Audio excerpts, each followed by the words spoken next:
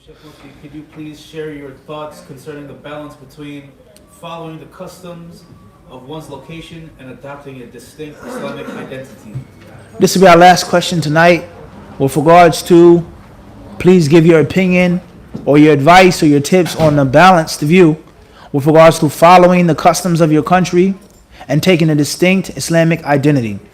In reality, I don't think there's a difference between the two. I don't think there's a contradiction between the two. You can have a distinctive Islamic appearance or personality and still follow the customs of your country. So in the United States, we wear thobes. Not all of us, but many of us do. Some brothers wear thobe every day. Some brothers wear it on Friday. Some brothers wear it when they travel. Some don't. But a lot of brothers wear thobes in the United States. So you find many people who have a problem with this. Whether it's on the video, why are you wearing thobes? Why are you watching our channel?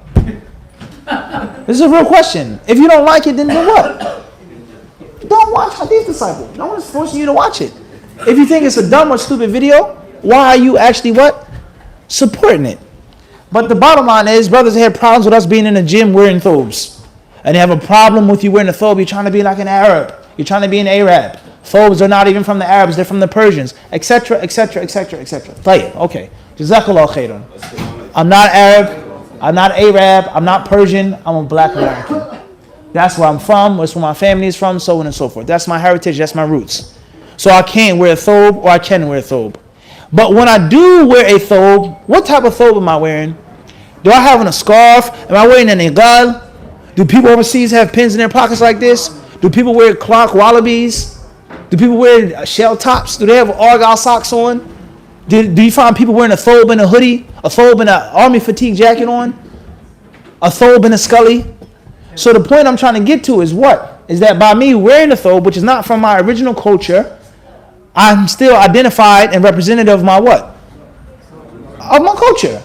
The shoes I have on, the socks I have on, the hat that I have on, the watch that I'm wearing, and how I wear and rock my thobe. So oftentimes there's not a contradiction.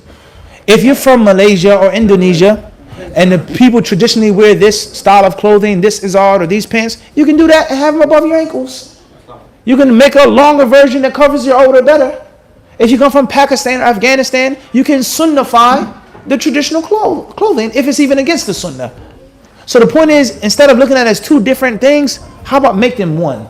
I'm from America. I'm wearing Timbs. I'm wearing jeans. They're above my ankles. I identify myself as a Muslim. I have an kufi, but it's an American kufi. And everyone knows it's an American kufi. I'm an American Muslim.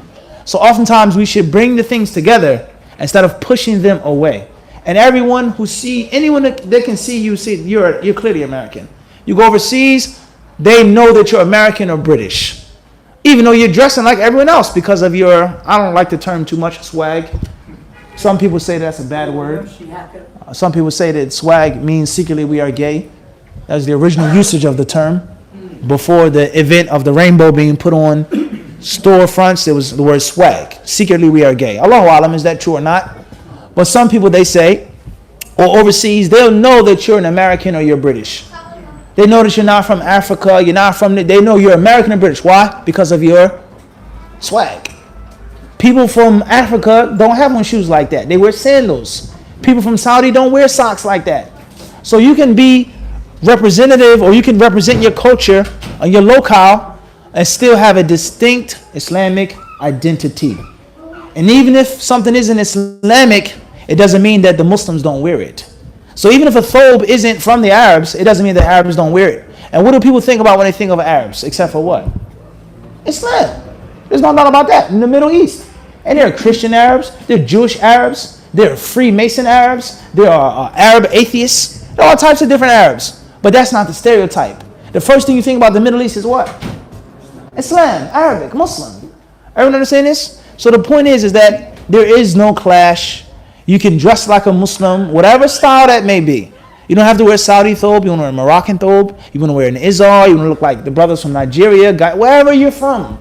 But it doesn't mean that you have your pants beneath your ankle. And it doesn't mean that your head is uncovered.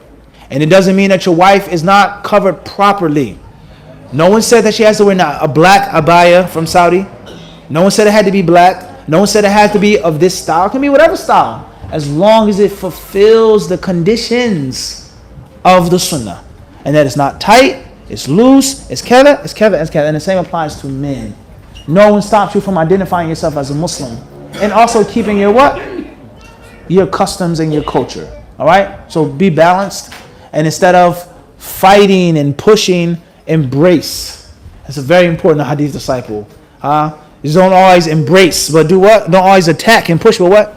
Embrace. So in actuality, they become one instead of them being two things. Wallahu alam. Jazakumullah.